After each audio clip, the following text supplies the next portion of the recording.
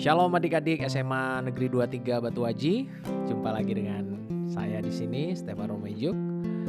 Saat ini kita akan memuji Tuhan, menyembah Tuhan. Saya mau katakan bahwa apapun keadaanmu, apapun keadaan kita, bagaimanapun situasi dari pulau kita, bagaimanapun situasi dari sekolah kita, Tuhan punya rencana yang luar biasa dalam kehidupan kita. Amin. Pagi ini mari kita memuji Tuhan sebelum kita mendengarkan sharing dari Kak Geri, sharing yang luar biasa. Kami bersyukur buat pagi ini Tuhan Yesus, di mana kami masih bisa hidup, kami masih bisa bernafas. Kami tahu apapun situasi yang ada di kota kami, apapun situasi yang ada di sekolah kami, di rumah kami, bahkan di bangsa kami, semua atas seizin Tuhan. Dan kami percaya badai yang saat ini sedang kami alami, suatu hari nanti badai ini akan berlalu. Kami mau memuji Tuhan, kami mau menyembah Tuhan. Urapi setiap kami pagi ini dalam nama Tuhan Yesus. Haleluya.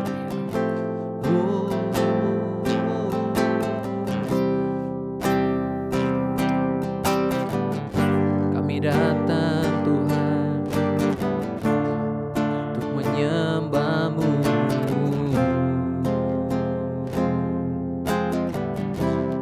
Bapakku datang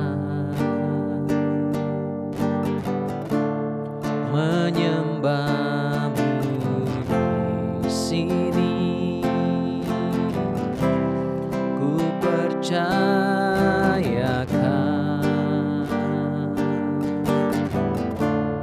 ada bagiku.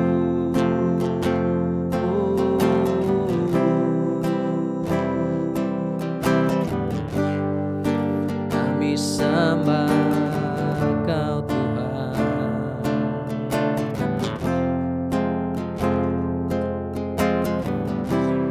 Bapakku datang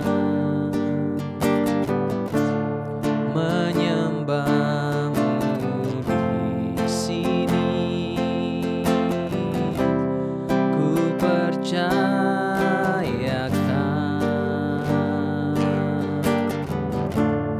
ada bagiku.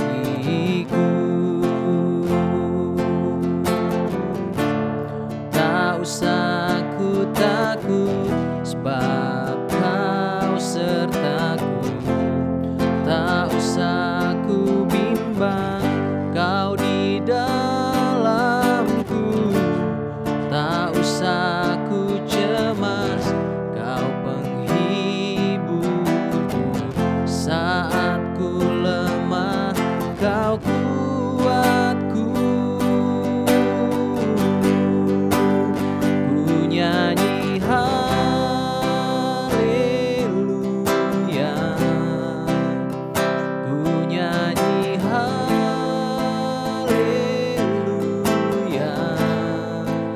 Sungguh Kau hebat, ajaib perkasa perbuatan-Mu. Kami nyanyikan, ku nyanyi haleluya,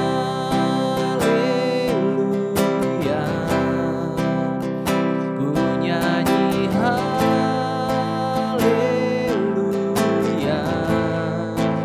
Sungguh Kau hebat, ajaib perkasa perbuatan-Mu.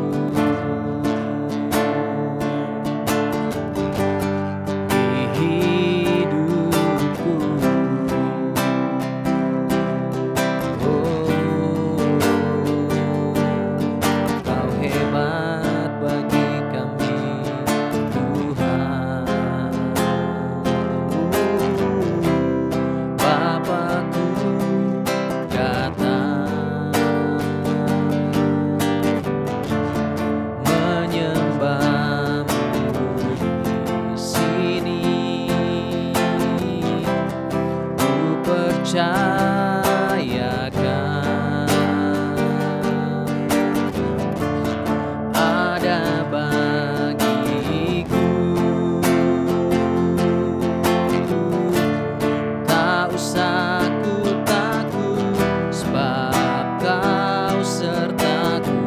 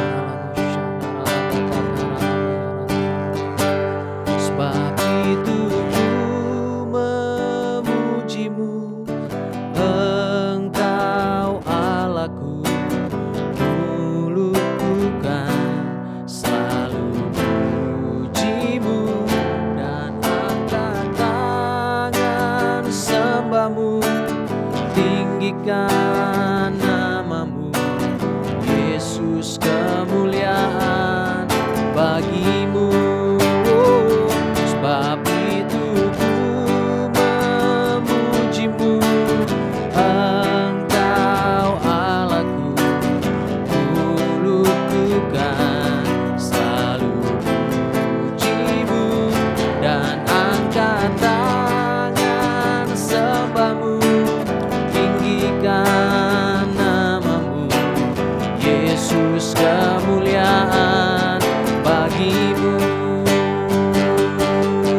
Tiada yang dapat memisahkan aku dari kasih-Mu, Yesus, hanya dalam namamu ku temukan kuatku.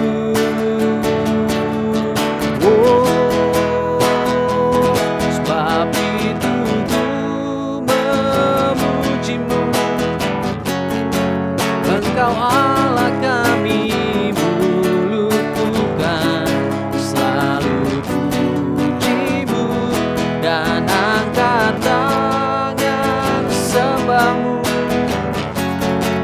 tinggikan namamu Tuhan, kemuliaan bagimu. Sebab itu ku memujimu, Engkau Allahku, mulutku kan selalu pujimu, dan angkat tangan sembahmu, tinggikan namamu, Yesus, kemuliaan bagimu. Yesus, kemuliaan bagimu. Yesus, kemuliaan bagimu.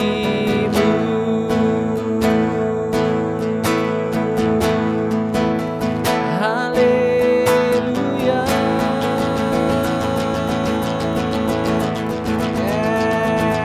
Kita akan memuji Tuhan, amin. Lebih dari pemenang dalam segala perkara, telah dikalahkan oleh kuasa darahnya. Jika Allah di pihak kita, siapa dapat melawan? Kita lebih dari pemenang. Lebih dari pemenang dalam segala perkara, kita telah dikalahkan oleh kuasa darahnya. Jika Allah di pihak kita, siapa dapat melawan? Kita lebih dari pemenang. Haleluya. Kibarkanlah panjinya, Yesus Raja segala raja. Haleluya. Bangkitlah gerejanya, kita lebih dari pemenang. Mari adik-adik, naikkan lagi pujian ini dari awal. Katakan, lebih dari pemenang dalam segala perkara. Setelah dikalahkan oleh kuasa darahnya. Jika Allah di pihak kita, siapa dapat melawan? Kita lebih dari pemenang. Haleluya. Kibarkanlah panjinya, Yesus Raja segala raja. Haleluya. Bangkitlah gerejanya, kita lebih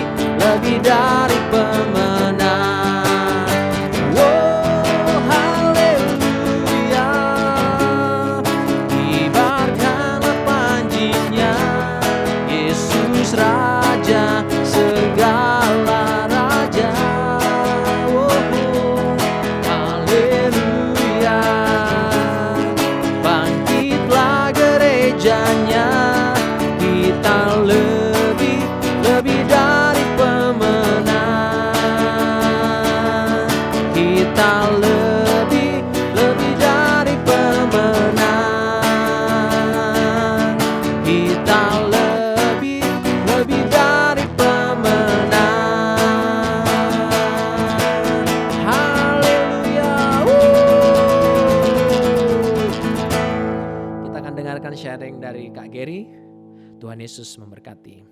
Amin. Shalom adik-adik SMA Negeri 23 Batam dan rekan-rekan pelayanan sekalian, rekan-rekan SC3B. Salam damai sejahtera buat kita semua.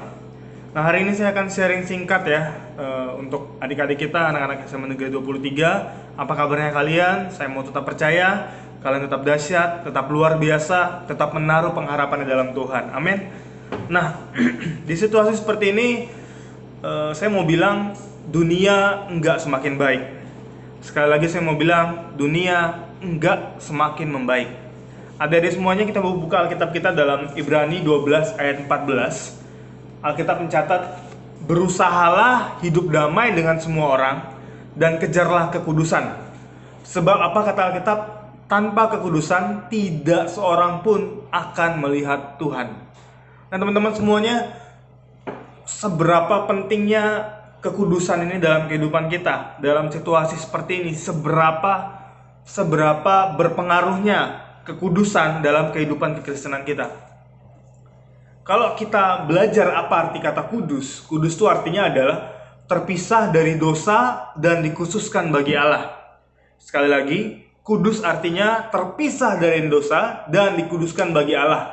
Hidup dekat dengan Allah, jadi seperti Tuhan, jadi seperti Allah. Kekudusan adalah prioritas pertama Allah bagi pengikutnya. Nah, sekarang kita buka Alkitab kita sekali lagi dalam Efesus 4 ayat 21 sampai 24. Efesus 4. Iya, betul. Ayat 21 sampai 24 ini dia. Karena kamu telah mendengar tentang Dia dan menerima pengajaran di dalam Dia menurut kebenaran yang nyata dalam Yesus, yaitu bahwa kamu berhubung dengan kehidupan kamu yang dulu harus menanggalkan manusia lama yang menemui kebinasaannya oleh nafsunya yang menyesatkan, supaya kamu dibaharui dalam roh dan pikiran dan mengenakan manusia baru yang telah diciptakan menurut kehendak Allah di dalam kebenaran dan kekudusan yang sesungguhnya. Nah, adik-adik semuanya, ternyata bahwa kekudusan adalah maksud Allah dari semula ketika Ia merancangkan keselamatan bagi manusia. Efesus 1 ayat 4. Sebab di dalam Dia Allah telah memilih kita supaya dunia dijadikan. Allah telah memilih kita sebelum dunia dijadikan supaya kita kudus dan tidak bercacat di hadapannya. Teman-teman, cerita Adam dan Hawa. Adam jatuh ke dalam dosa dan terpisah dari Allah. Dan ini yang membuat antara kudus dan tidak kudus. Ini yang membuat keterpisahan manusia dengan Allah, yaitu jurang dosa. Nah, ternyata inisiatif Allah untuk kita kembali kepada Dia, itu inisiatif dari Allah sendiri. Maka Dia merancangkan karya keselamatan lewat Yesus Kristus. Nah, jadi ternyata keselamatan itu tujuannya untuk membuat kita kudus. Yesus mati menebus kita untuk membuat kita kudus sehingga kita bisa kembali bersama-sama dengan Allah. Nah, ketika kita bisa kembali bersama-sama dengan Allah, itulah yang menjadi tujuan, ya, yang menjadi tujuan Allah merancangkan keselamatan bagi umat manusia. Nah, di ayat pertama yang kita baca dalam Ibrani 12 ayat 14, kejarlah kekudusan, sebab tidak ada seorang pun yang dapat melihat Allah tanpa kekudusan ini. Ternyata kekudusan adalah hal yang sangat-sangat penting dalam kehidupan kita sebagai orang Kristen. Nah teman-teman semuanya, bisa nggak kita kudus? Kalau ditanya seperti itu, pasti teman-teman bakal bilang, adik-adik bakal bilang seperti ini, wah nggak bisa kak hidup kudus di masa kayak gini, banyak godaan gitu kan. Banyak godaan, kesana dikit udah nggak kudus, ke situ dikit udah nggak kudus. Teman-teman, saya mau bilang seperti ini, ternyata bahwa kualitas hubungan kita dengan Tuhan, sekali lagi, kualitas hubungan kita dengan Tuhan, kualitas ketaatan kita kepada Tuhan, itu menentukan kualitas kita ketika menghadapi godaan. Jadi godaan itu pasti ada, karena kita masih di dunia. Tapi hubungan kita dengan Tuhan, bagaimana pujian penyembahan kita, bagaimana kehidupan doa kita dengan Tuhan, bagaimana jam-jam baca firman kita, mempelajari kebenaran firman Tuhan, ternyata itu menentukan kualitas sikap kita ketika kita menghadapi godaan.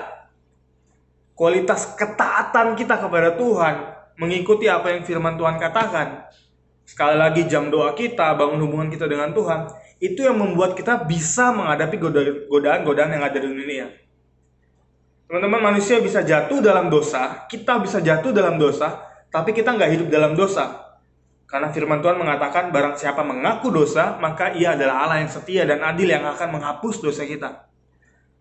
Kita mungkin bisa nggak sengaja berbuat dosa, kepleset berbuat dosa, atau godaan begitu kuat, atau mungkin kita bisa pakai kata hilaf dan segala macam.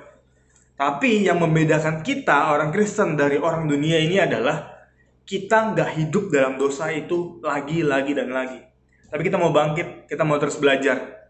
Ada banyak pendeta besar ada banyak orang-orang yang mungkin dulu menjadi panutan kita, kemudian hari-hari ini jatuh ke dalam dosa. Hari-hari ini kepleset ke dalam dosa. Tapi yang harus kita lihat adalah responnya setelahnya. Apakah ia akan tetap hidup di dalam dosa, atau dia akan bangkit dari dosanya, minta ampun sama Tuhan, dan kembali melayani Tuhan. Kita bisa jatuh dalam dosa, tapi nggak hidup di dalam dosa. Jadi kalau, saya nggak sengaja nih berbuat dosa, saya nggak sengaja nih nggak kudus.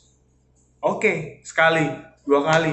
Tapi kalau terus-terusan, setiap weekend kita nggak kudus, setiap weekend kita ngerokok, atau misalnya kita masuk ke dalam diskotik dan segala macam, dan kita minta ampun lagi, itu namanya hidup dalam dosa. Itu namanya kita udah bukan orang Kristen, karena kita nggak mengerti rancangan Tuhan dalam kehidupan kita itu apa. Dalam pesan yang singkat ini saya berharap kita semua dikuatkan. Hari-hari kayak gini justru Tuhan mau lihat mana yang Kristen, mana yang bukan. Alkitab bilang akan ada pemisahan antara gandum dan ilalang. Teman-teman, akar gandum dan akar ilalang itu saling melilit. Sehingga kalau dicabut, gandum dicabut, ilalang dicabut, gandum bisa ikut tercabut. Tapi yang punya tanah bilang seperti ini, nanti tunggu musim panen. Karena ketika musim panen tiba, itu kelihatan perbedaannya. Yang gandum akan berisi, sedangkan yang ilalang atau rumput itu bakalan kosong, nggak ada isinya. Sehingga bisa ketahuan. Karena keduanya bakal, kalaupun tercabut, ya karena memang mau dicabut, udah masa panen. Jangan sampai pada waktunya nanti, hari-hari terakhir ini, ternyata waktu kita dicabut, kita kosong. Kita nggak ada buahnya. Kita nggak masuk ke dalam lumbung, atau masuk ke dalam kerajaan surga bersama Tuhan, tapi kita dibuang ke dalam perapian. Hari-hari ini yuk kita belajar taat. Saya tahu taat ini saya mau bilang mudah, antara mudah dan susah. Mudah kenapa? Karena instruksinya ada dalam Alkitab. Susah saya bilang kenapa? Karena dunia ini makin lama makin jahat. Kalau kita bilang godaan, ingat, bangun hubungan sama Tuhan, itu yang akan membuat kita berhasil melewati godaan demi godaan, cobaan demi cobaan. Ada SMA 23, teman-teman semuanya, saya percaya bahwa Tuhan sayang banget sama kita. Bahwa Tuhan punya rencana yang besar banget buat kehidupan kita. Di masa muda kita, masa ini, hari-hari ini, Tuhan sedang membentuk kita. Tuhan sedang membedakan mana yang benar-benar orang Kristen, mana yang gak benar-benar orang Kristen. Mana yang orang Kristennya hanya bohongan, hanya bercanda. Kristen, KTP bisa Kristen. Tapi kalau kita gak belajar taat sama Tuhan, kita gak bisa dikuduskan oleh Tuhan. Dan kita gak bakal pernah bisa bersama-sama dengan Tuhan. Semoga pesan ini menguatkan kita, menginspirasi kita, mengubahkan hidup kita. Tetap semangat, tetap sehat. Ya, kita harus belajar taat sama orang tua, taat sama guru, taat sama pendeta, taat sama kebenaran firman Tuhan, taat sama pemerintah. Dan kita akan melihat hidup kita dituntun oleh Roh Kudus sedemikian rupa, sehingga hidup kita berdampak dan pada waktunya didapati berbuah. Tuhan Yesus memberkati.